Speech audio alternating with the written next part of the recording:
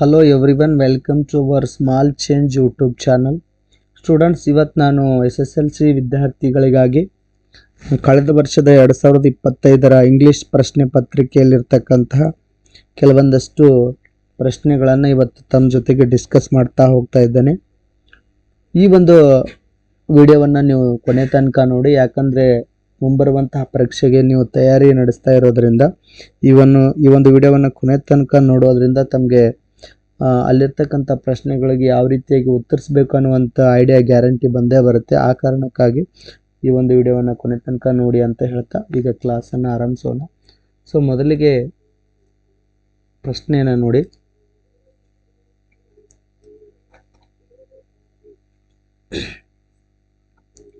Main question number 2 ಅಂತ ಇರುತ್ತೆ ನಿಮ್ಮ ಪ್ರಶ್ನೆ ಪತ್ರಿಕೆಯಲ್ಲಿ. ಡೂ ಆ್ಯಸ್ ಡೈರೆಕ್ಟೆಡ್ ಅಂತ ಕೊಟ್ಟಿರ್ತಾರೆ. ಅಲ್ಲಿ 12 ಪ್ರಶ್ನೆಗಳ ಜೊತೆಗೆ ಪ್ರತಿಯೊಂದಕ್ಕೂ 1 ಅಂಕ ಆ ರೀತಿಯಾಗಿರುತ್ತೆ. 12 ಪ್ರಶ್ನೆಗಳ ಒಂದು ಮೇನ್ ಕ್ವಶನ್ ನಂಬರ್ 2ನಲ್ಲಿ ಕೊಟ್ಟಿರ್ತಾರೆ. 12 ಪ್ರಶ್ನೆಗೆ 12 ಅಂಕ, ಪ್ರತಿ ಪ್ರಶ್ನೆಗೂ 1 ಅಂಕ. ಸೊ ಕ್ವಶನ್ ನಂಬರ್ 5ರಿಂದ ಆರಂಭವಾಗ್ತವೆ ಇವು. ನೋಡಿ, ಒಂದನೇದು, which one of the following words has 1 ಸಿಲ್ಯಾಬಲ್ ಅಂತ ಕೊಟ್ಟಿದ್ದಾನೆ. ಇಲ್ಲಿ 1 ಸಿಲ್ಯಾಬಲ್ ವರ್ಡನ್ನು ನೀವು ಕಂಡುಹಿಡಿಬೇಕು. ಸಿಲ್ಯಾಬಲ್ ಅಂದರೆ ಉಚ್ಚಾರಾಂಶ. ಆ ಒಂದು ವರ್ಡ್ ಯಾವ ರೀತಿಯಾಗಿ ಎಷ್ಟು ಉಚ್ಚಾರಾಂಶಗಳನ್ನು ಒಳಗೊಂಡಿದೆ ಅನ್ನೋದನ್ನು ನೀವು ಕಂಡುಹಿಡಿಬೇಕಾಗತ್ತೆ. ಕ್ಲೀನಿಂಗು, ಕ್ಲಿಯರ್, ಕಾಮ್, ಕ್ಲೀನರ್ ಅಂತ 4 ವರ್ಡ್ಗಳನ್ನು ಕೊಡಲಾಗಿದೆ. ಇದರಲ್ಲಿ ಯಾವ ವರ್ಡು ಎಷ್ಟು ಸಿಲ್ಯಾಬಲ್ಗಳನ್ನು ಹೊಂದಿದೆ ಅಂತ ನೀವು ಕಂಡುಹಿಡ್ಕೋಬೇಕಾದ್ರೆ ಚಿನ್ ಮೆಥಡ್ ಬಹಳ ಸಿಂಪಲ್ ಅಂತ ಹೇಳ್ಬೋದು. ಇದು ಗದದ ಕೆಳಗಡೆ ಕೈ ಇಟ್ಟು ನೀವು ಆ ಒಂದು ವರ್ಡನ್ನು ಅಂದರೆ ಆ ಒಂದು ಚಿನ್ ಬಂದು ನಿಮ್ಮ ಕೈಗೆ ಎಷ್ಟು ಸಾರಿ ಟಚ್ ಆಗುತ್ತೋ ಅಷ್ಟು ಸಿಲ್ಯಾಬಲ್ ಇದೆ ಅಂತೇಳಿ ನೀವು ಸರಳವಾಗಿ ಕಂಡುಹಿಡ್ಕೋಬೋದು. ಸೊ ಇಲ್ಲಿ ಅದನ್ನು ಭಾಗ ಮಾಡಿದ ಆದರೂ ನೀವು ಆ ರೀತಿಯಾಗಿಯೂ ಕಂಡುಹಿಡ್ಕೋಬೋದು. ಅದನ್ನು ಒಡೆದು ಹೇಳಿದಾಗ ಯಾವ ರೀತಿಯಾಗಿ ಅಂದರೆ ಆ ಪದವನ್ನು ತುಂಡು ಮಾಡಿ ಹೇಳಿದಾಗ ಕೇಳಿಸುವ ಏನು ಪ್ರತಿ ಧ್ವನಿ ಇರ್ತದಲ್ಲ ಅದನ್ನು ಸಿಲ್ಯಾಬಲ್ ಅಂತ ಕರಿತೀವಿ. ಹಂಗೂ ಕಂಡುಹಿಡ್ಕೋಬೋದು.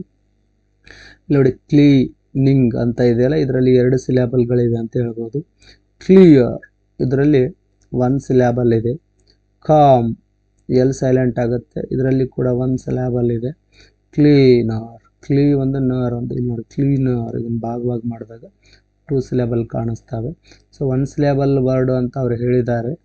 ಸೊ ಹೀಗಾಗಿ ಇಲ್ಲಿ ಕ್ಲಿಯರ್ ಕೂಡ 1 ಸಿಲ್ಯಾಬಲ್ಲು, ಕಾಮ್ ಕೂಡ 1 ಸಿಲ್ಯಾಬಲ್ಲು. ಸೊ 2 ಕೂಡ 1 ಸಿಲ್ಯಾಬಲ್ ವರ್ಡ್ ಅಂತ ಹೇಳ್ಬೋದು. ನೆಕ್ಸ್ಟು 6ನೇ ಒಂದು ಕ್ವಶನ್ ನೋಡಿ ಏನಿದೆ. Combine the word in a column A with its collocative word in column B ಅಂತ ಕೊಟ್ಟಿದ್ದಾನೆ. ಅಂದರೆ ಕಾಲಮ್ ಎನಲ್ಲಿ ಒಂದು ವರ್ಡನ್ನು ಕೊಡಲಾಗಿದೆ, ಟೇಬಲ್ ಅನ್ನುವಂಥದ್ದನ್ನು. ಸೊ ಈ ವರ್ಡ್ಗೆ ಕಾಲಮ್ ಬಿನಲ್ಲಿ ಒಂದಷ್ಟು ವರ್ಡ್ಸ್ಗಳನ್ನು ಕೊಡಲಾಗಿದೆ. ಲೆಗ್ಗು, ಪೇಪರ್, ಕ್ಲಾತ್, ವೇಟ್ ಅಂತ ಹೇಳಿ. ಅದನ್ನು ನೀವು ಯಾವುದು ಸರಿಯಾಗಿರ್ತಕ್ಕಂಥ ಒಂದು ವರ್ಡ್ ಕಂಬೈನ್ ಮಾಡಿರಿ ಅಂತ ಹೇಳ್ತಾನೆ. ಕೊಲೊಕೇಟಿವ್ ವರ್ಡ್ ಅಂತಂದರೆ ಒಂದು ರೀತಿಯಲ್ಲಿ ಸಹಜವಾಗಿ ಒಟ್ಟಿಗೆ ಬಳಸೋ ಪದಗಳ ಜೋಡಿ, ಅದನ್ನು ಕೊಲೊಕೇಶನ್ ವರ್ಡ್ ಅಂತ ಕರಿತೀವಿ. ಅಂದರೆ ಟೇಬಲ್ ಅಂದರೆ ಅದರ ತಕ್ಷಣ ಮುಂದೆ ಬಂದುಬಿಡ್ಬೇಕು ಆ ರೀತಿಯಾಗಿ. ಅಂಥ ವರ್ಡನ್ನು ಸಹಜವಾಗಿ ಬರುವಂಥ ವರ್ಡ್ ಅದು. ಯಾವ ವರ್ಡ್ ಇರ್ಬೋದು ಇದರಲ್ಲಿ ಅಂದರೆ ನಿಮ್ಗೆ ಅರ್ಥ ಆಗುತ್ತೆ ಒಂದು ಈಸಿ ವೇದಲ್ಲಿ. ಬಟ್ ಪ್ರಾಕ್ಟೀಸ್ ಮಾಡಬೇಕು. ಇದು ನಿಮ್ಗೆ ಬರಬೇಕಂದ್ರೆ ಪ್ರಾಕ್ಟೀಸು ಮಾಡಬೇಕು. ಅದ್ರ ಜೊತೆಗೆ ಕೆಲವೊಂದಷ್ಟು ರೂಲ್ಗಳಿದ್ದಾವೆ. ನಾನು ಕೊಲೊಕೇಶನ್ ವರ್ಡ್ ಒಂದು ವರ್ಡ್ ಮೇಲೆ ಒಂದು ಕ್ಲಾಸನ್ನು ಮಾಡಿದ್ದೀನಿ, ಬೇಕಾದರೆ ಹೋಗಿ ನೀವು ನೋಡ್ಬೋದು. ನನ್ನ ಒಂದು ಪ್ಲೇ ಲಿಸ್ಟ್ನಲ್ಲಿ SSLC ಒಂದು ವಿದ್ಯಾರ್ಥಿಗಳಿಗಾಗಿ ಬಿಡಿಸಿರ್ತಕ್ಕಂಥ ಕ್ಲಾಸ್ನಲ್ಲಿ.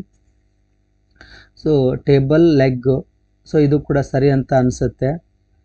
ನೆಕ್ಸ್ಟು ಟೇಬಲ್, ಪೇಪರ್ ಅನಿಸೋದಿಲ್ಲ. ಟೇಬಲ್ ಲೆಗ್ ಅಂದರೆ ಮೇಜಿನ ಕಾಲು ಅಂತ ಆಗುತ್ತೆ. ಟೇಬಲ್ ಪೇಪರ್ ಇಲ್ಲ. ಸೊ ಟೇಬಲ್ ಕ್ಲಾತ್, ಇದೇನಾಗುತ್ತೆ ಅಂದರೆ ಮೇಜಿನ ಮೇಲೆ ಹಾಕತಕ್ಕಂಥ ಬಟ್ಟೆಗೆ ಟೇಬಲ್ ಕ್ಲಾತ್ ಅಂತೀವಿ.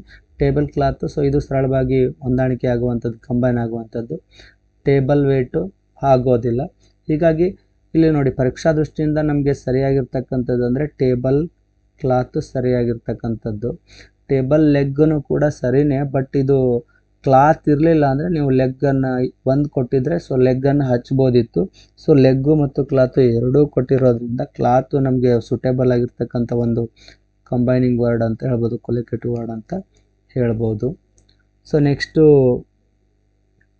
ಪ್ರಶ್ನೆ ನೋಡಿ, 7ನೇ ಒಂದು ಕ್ವಶನ್ ಏನಿದೆ. Fill in the blank using the correct article ಅಂತ ಹೇಳ್ತಾನೆ. ಅಂದರೆ ಸರಿಯಾದ ಒಂದು ಆರ್ಟಿಕಲನ್ನು ನಾವಿಲ್ಲಿ ಹಚ್ಚಬೇಕಾಗತ್ತೆ.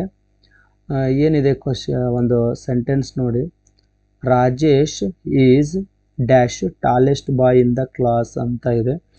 ರಾಜೇಶ್ ಅನ್ನುವಂಥವನು ಟಾಲೆಸ್ಟ್ ಬಾಯ್ ಅಂದರೆ ಎತ್ತರವಾದ ಹುಡುಗ ಕ್ಲಾಸ್ನಲ್ಲಿ ಅಂತ ಹೇಳಾಗುತ್ತೆ. ಇದು ಸೂಪರ್ಲೇಟಿವ್ ಡಿಗ್ರಿನಲ್ಲಿದೆ ಅಂತ ಹೇಳ್ಬೋದು.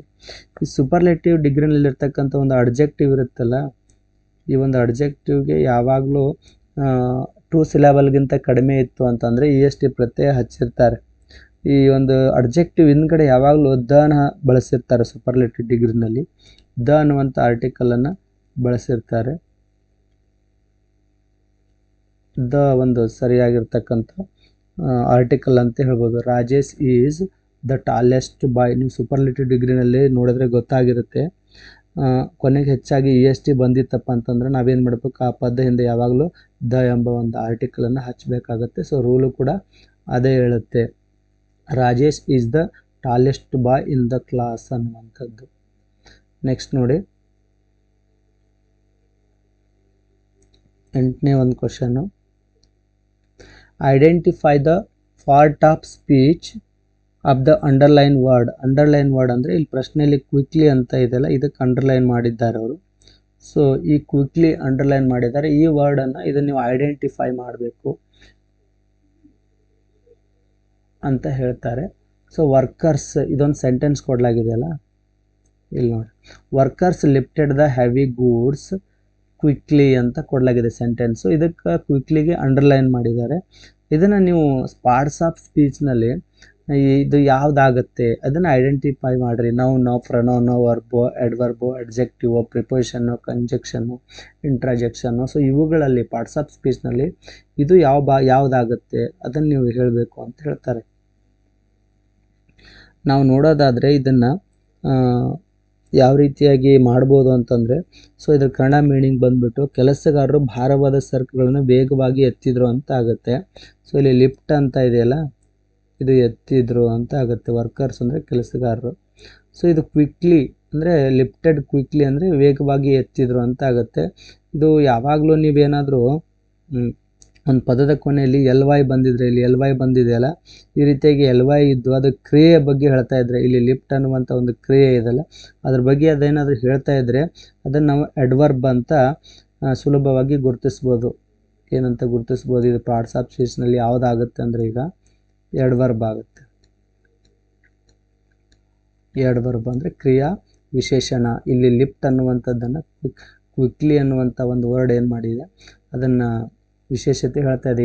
ಎತ್ತಾ ಇದ್ದಾರೆ, ಬಟ್ ಯಾವ ರೀತಿಯಾಗಿ ಸರಕುಗಳನ್ನು ಎತ್ತಾ ಇದ್ದಾರೆ ಅಂದರೆ ವೇಗವಾಗಿ ಎತ್ತಾ ಇದ್ದಾರೆ ಅಂತ ಕ್ರಿಯೆಯನ್ನು ವರ್ಣಿಸ್ತಾ ಇರೋದ್ರಿಂದ ಇಲ್ಲಿ ಕ್ವಿಕ್ಲಿ ಅನ್ನುವಂಥದ್ದು ಅಡ್ವರ್ಬ್ ಅಂಥೇಳಿ ಹೇಳ್ಬೋದು. ನೆಕ್ಸ್ಟು 9ನೇ ಒಂದು ಪ್ರಶ್ನೆ ನೋಡಿ. Fill the blank using suitable linker ಅಂತ ಕೊಟ್ಟಿದ್ದಾರೆ. ಲಿಂಕರನ್ನು ಬಳಸಬೇಕು. ಸೂಟೇಬಲ್ ಆಗಿರ್ತಕ್ಕಂಥ ಲಿಂಕರ್ ಅಂದರೆ ಕಂಜಂಕ್ಷನ್ ಅಂತೀವಲ್ಲ, ಯಾವ ರೀತಿ ಸೂಟ್ ಆಗಿರ್ತಕ್ಕ ಒಂದು ಸರಿಯಾದ ಕಂಜಂಕ್ಷನನ್ನು ಬಳಸಿ ಈ ಒಂದು ವಾಕ್ಯವನ್ನು ಪೂರ್ಣಗೊಳಿಸಬೇಕು ನೋಡೋಣ. ಏನು ಸೆಂಟೆನ್ಸ್ ಏನಿದೆ ನೋಡಿ ಇಲ್ಲಿ. ನಂದಿನಿ ವರ್ಕ್ಡ್ ಹಾರ್ಡ್ ಅಂತ ಇದೆ. ಇಲ್ಲಿ ಲಿಂಕರ್ಸನ್ನು ಬಳಸಬೇಕು. ನೆಕ್ಸ್ಟ್ ಸೆಕೆಂಡ್ ಸೆಂಟೆನ್ಸ್ ಜೊತೆಗೆ ಏನಿದೆ ಅಂತಂದರೆ C didn't get good results ಅಂತ ಇದೆ ನೋಡಿ. ಇಲ್ಲಿ ನಂದಿನಿ ವರ್ಕ್ ಹಾರ್ಡ್ ಅಂತಂದರೆ ನಂದಿನಿ ಏನು ಮಾಡ್ತಾ ಇದ್ದಾಳೆ, ಕಠಿಣವಾಗಿ ಕೆಲಸ ಮಾಡ್ತಾ ಇದ್ದಾಳೆ. ಮತ್ತು ಮುಂದೆ ಏನಿದೆ C didn't get good results ಅಂದರೆ ಅವಳಿಗೆ ಒಳ್ಳೆಯ ಒಂದು ಫಲಿತಾಂಶ ಸಿಗಲಿಲ್ಲ ಅಂತ ಆಗ್ತದೆ. ಅಂದರೆ ಇದಕ್ಕೆ ಒಂದು ಸ್ವಲ್ಪ ಅಪೋಸಿಟ್ ಆಗಿರ್ತಕ್ಕಂಥ ಮೀನಿಂಗು ಇದೆ ಅಂತ ಹೇಳ್ಬೋದು. ಸೊ ನೋಡಿ, ಅವಳು ಕೆಲಸ ಮಾಡ್ತಾ ಇದ್ದಾಳೆ ಕಷ್ಟಪಟ್ಟು, ಬಟ್ ರಿಸಲ್ಟ್ ಬಂದು ಗೆಟ್ ಗುಡ್ ರಿಸಲ್ಟ್ ಅಂದರೆ ಒಳ್ಳೆಯ ಫಲಿತಾಂಶ ಇಲ್ಲ. ಎರಡಕ್ಕೂ ಅಪೋಸಿಟ್ ಆಗಿರ್ತಕ್ಕಂಥ ಮೀನಿಂಗು.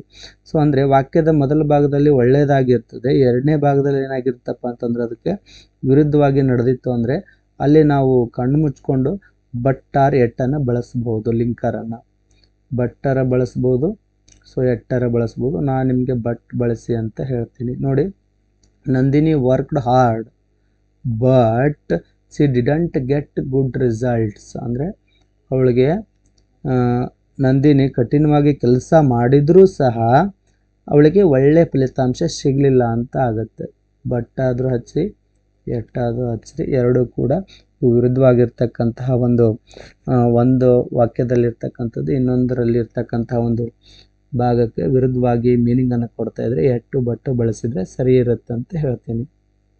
ಸೊ ನೆಕ್ಸ್ಟು 10ನೇ ಪ್ರಶ್ನೆ ನೋಡಿ, fill in the blank with appropriate preposition ಅಂತ ಇದೆ. ಒಂದು ಸೂಕ್ತವಾಗಿರ್ತಕ್ಕಂಥ ಪ್ರಿಪೋಸಿಷನ್ನ ಈ ವಾಕ್ಯದಲ್ಲಿ ಬಳಸಿ ಇದನ್ನು ಪೂರ್ಣಗೊಳಿಸ್ರಿ ಅಂತ ಹೇಳ್ತಾರೆ. ಖಾಲಿ ಜಾಗವನ್ನು ಭರ್ತಿಗೊಳಿಸಿ. ದ ಕಿಂಗ್ ಫಾಟ್ ಅಂತ ಇದೆ, ರಾಜ ಹೋರಾಡಿದನು. ಅ ಸ್ವರ್ಡ್ ಇನ್ ದ ವಾರ್ ಅಂದರೆ ಯುದ್ಧದಲ್ಲಿ. ಅ ಸ್ವರ್ಡ್ ಅಂದರೆ ಕತ್ತಿ, ಇದು ನೀವೇನು ಖಡ್ಗ ಕತ್ತಿ ಅಂತೀವಲ್ಲ ಅದು. ಕತ್ತಿಯಿಂದ ಹೋರಾಡಿದನು ಯುದ್ಧದಲ್ಲಿ ಅಂತ ಆಗುತ್ತೆ. ಅ ಸ್ವರ್ಡ್ ಅಂತ ಇದೆ. ಇಲ್ಲಿ ನೀವು ಪ್ರಿಪೋಸಿಷನ್ ಹಚ್ಚಬೇಕು ಅಂತ ಕೊಟ್ಟಿದ್ದಾರೆ. ಯಾವ ರೀತಿ ಪ್ರಿಪೋಸಿಷನ್ ಬಳಸಬೇಕು ಅನ್ನುವಂಥದ್ದನ್ನು ನೋಡ್ತಾ ಹೋಗೋದಾದರೆ ಏನಾಗುತ್ತೆ, ಇಲ್ಲಿ ಒಂದು ಕತ್ತಿ ಅನ್ನುವಂಥದ್ದು ಒಂದು ವಸ್ತು ಅಲ್ಲ. ವಸ್ತು ಇದ್ದಾಗ ಏನು ಬಳಸಬೇಕು ಅಂತಂದರೆ ವಿತ್ ಬಳಸಬೇಕಾ ಬೈ ಬಳಸಬೇಕಾ ಒಂದು ಕನ್ಫ್ಯೂಸ್ ಇರುತ್ತೆ ನಮ್ಗೆ ಯಾವಾಗಲೂ. ವಿತ್ ಅನ್ನುವಂಥದ್ದು ಸೂಟೇಬಲ್ ಆಗಿರ್ತಕ್ಕಂಥದ್ದು. ಆಮೇಲೆ ಬೈನೂ ಕೂಡ ಬರುತ್ತೆ ಕೆಲವೊಂದು ಕಡೆ. ವಿತ್ತನ್ನು ನಾವು ಯಾವಾಗ ಬಳಸ್ತೀವಿ ಅಂದರೆ, ಈಗ ಒಂದು ವಸ್ತುವಿನಿಂದ ನಾವು ನೋಡಿ, ಒಂದು ಫೆನ್ನಿಂದ ವಿತ್ ಫೆನ್ ಬರಿತಾ ಇದ್ದರೆ ವಿತ್ ಫೆನ್ ಅಂತ ಬರ್ಕೋಬೋದು. ಇಲ್ಲಿ ಹೋರಾಟ ಮಾಡ್ತಾ ಇದ್ದೇನೆ, ಸ್ವರ್ಡ್ ಅಂತಕ್ಕಂಥ ಕತ್ತಿ ಇದೆಯಲ್ಲ, ಸೊ ಇದು ಕೂಡ ಒಂದು ವಸ್ತು ಇದ್ದಾಗ ನಾವು ವಿತ್ ಬಳಸಬೇಕು. ಬೈಯನ್ನೇ ಅಂಥ ಸಂದರ್ಭದಲ್ಲಿ ಬಳಸ್ತೀವಿ ಅಂದರೆ ಇದನ್ನು ಕೆಲಸ ಮಾಡಿದ ವ್ಯಕ್ತಿ ಅಥವಾ ವಾಹನಕ್ಕೆ ಬಳಸ್ತೀವಿ ಅಂತ ಹೇಳ್ಬೋದು. ಈಗ ಇದನ್ನು ಯಾವ ಟೆನ್ಸಲ್ಲಿ ಯಾವ ಒಂದು ಪ್ಯಾಸಿವ್ ವಾಯ್ಸ್ನಲ್ಲಿ ಜಾಸ್ತಿ ಬಳಸ್ತೀವಿ. ಈಗ example, the snake was killed by Rama ಅಂದರೆ ಹಾವು ಕೊಲ್ಲಲ್ಪಟ್ಟಿತ್ತು. ಯಾರಿಂದ? ರಾಮನಿಂದ. ವಿತ್ ಎ ಸ್ಟಿಕ್, ಅದೇ ಒಂದು ವಾಕ್ಯದಲ್ಲಿ ನೋಡಿ, ನಿಮಗೆ ಎಕ್ಸಾಂಪಲ್ ಹೇಳ್ತೀನಿ, ಎರಡೂ ಒಂದೇ ವಾಕ್ಯದಲ್ಲಿ ತೆಗೆದುಕೊಂಡ್ಬಿಡ್ತೀನಿ. The snake was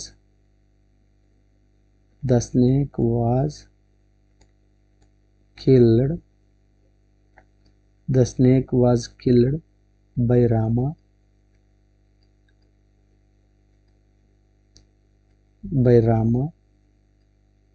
with a stick. ನಾನು ಹೇಳಿದ್ನಲ್ಲ, ಒಂದು ವಸ್ತುವಿಗೆ ನೀವು ಈ ರೀತಿ ಬಳಸ್ಬೋದು. ಅಥವಾ ನೋಡಿ, ಇಲ್ಲಿ ದ ಸ್ನೇಕ್ ವಾಸ್ ಕಿಲ್ಡ್ ಅಂದರೆ ಒಂದು ಹಾವು ಕೊಲ್ಲಲ್ಪಟ್ಟಿದೆ. ಯಾರಿಂದ? ಬೈ ರಾಮ.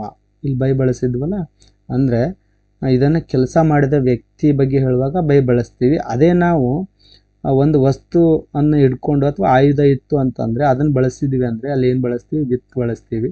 ವಿತ್ ಯಾಕೆ ಬಳಸಿದ್ವಿ ಅಂದರೆ, ಇಲ್ಲಿ ಸ್ಟಿಕ್ ಅಂತ ಕಟ್ಟಿಗೆ ಇದೆಯಲ್ಲ, ಸೊ ಈ ಕಟ್ಟಿಗೆಯನ್ನು ತೆಗೆದುಕೊಂಡು ಅದನ್ನು ಕೊಲ್ಲೋದನ್ನ ಅಂದಾಗ ವಿತ್ ಎ ಸ್ಟಿಕ್ ಅಂತ ಬಳಸ್ತೀವಿ.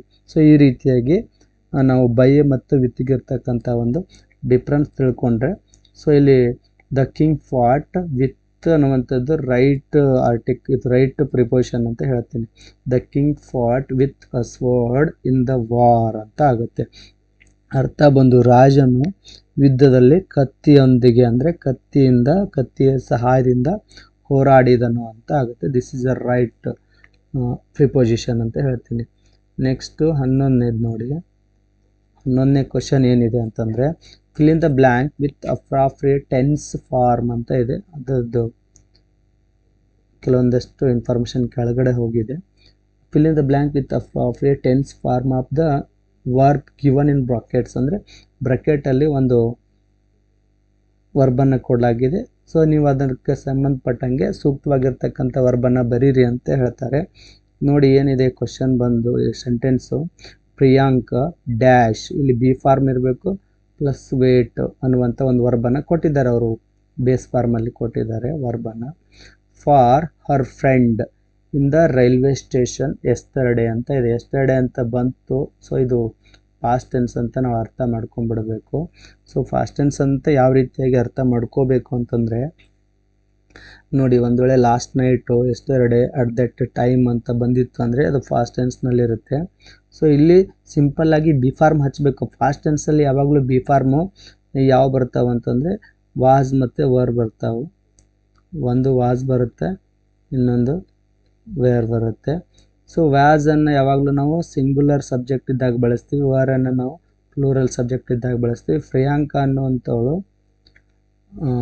ಸಿಂಗುಲರ್ ಸಬ್ಜೆಕ್ಟ್ ಇರೋದ್ರಿಂದ ನಾವಿಲ್ಲಿ ಏನು ಹಚ್ತೀವಿ ಅಂತಂದರೆ ವಾಸ್ ಅಂತ ಬಳಸ್ತೀವಿ. ಪ್ರಿಯಾಂಕ ವಾಸ್. ವೇಟ್ ಇದೆಯಲ್ಲ, ಇದು ಕಂಟಿನ್ಯೂಸ್ ಟೆನ್ಸ್, ವೇಟಿಂಗ್ ಅಂತ ಆಗುತ್ತೆ.